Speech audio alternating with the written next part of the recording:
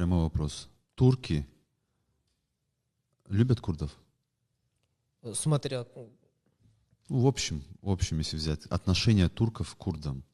Они, курды и турки, они любят друг друга, как национальность. Мгм. Я знаю одного профессора, который из города Ван также, он преподает в университете города Ван, Нью-Зеландский университет. И он мне говорил, что вы, говорит, больше, говорит, зульма видели, то есть несправедливости видели, Курды. да, курды, которые жили на территории Советского Союза, чем мы здесь, потому что мы от народа не видели несправедливость. Мы видели несправедливость со стороны государства. Но государство ущемляло наши права. Да. Но народ нас защищал, нас одевал, понимаете, да? Я приведу хороший пример насчет этого, насчет братства наших народов. Здесь тюрки, но там же в Казахстане же тоже тюрки.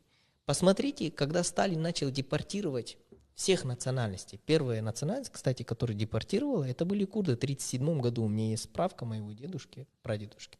В 1937 году, когда депортировали наших дедушек из Нахчевана, Мгм.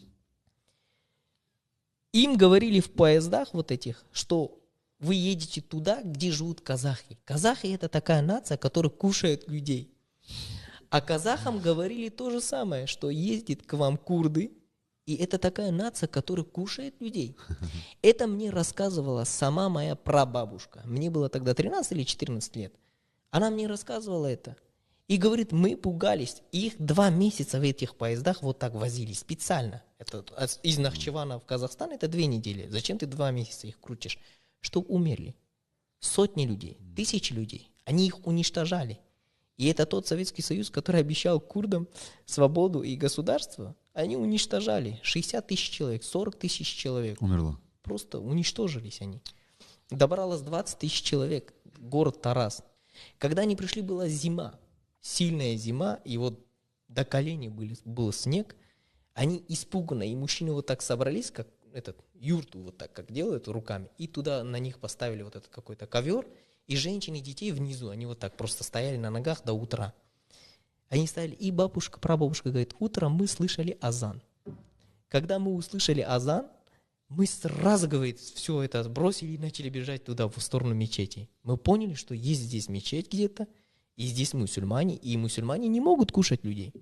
И они, когда пошли в мечети, прабабушка рассказывает, что каждая казахская семья забрала одну курдскую семью к себе. В 1941 году уже азербайджанцев, мескитинцев, чеченцев, ингушей, даже ваших дагестанцев депортировали, Да. вот я, если не ошибаюсь. До 1944-1945 года даже депортировали. Депортация Черкесов. это было... Это просто эти земли освобождались от мусульман. Казахский народ тогда спас всех вот этих наших братьев. Они не знали этих народов.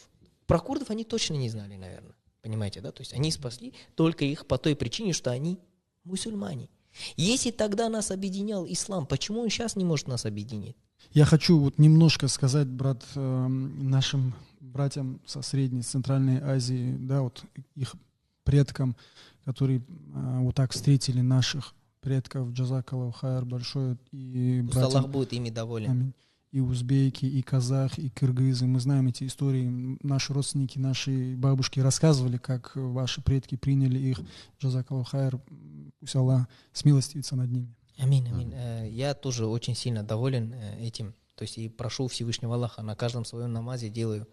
Я когда вижу здесь наших братьев-казахов везде, то есть я был в многих странах мира. То есть в Египте, когда был, когда в Саудии был, когда в Турции или даже когда ездил, там другие города мира. Если я видел какого-то казаха, это такое ощущение, как будто я увидел своего брата. родного человека. Для меня даже, наверное, курда, когда я увижу, такого не было. Потому что такое, короче, родное что-то, как будто вот такое.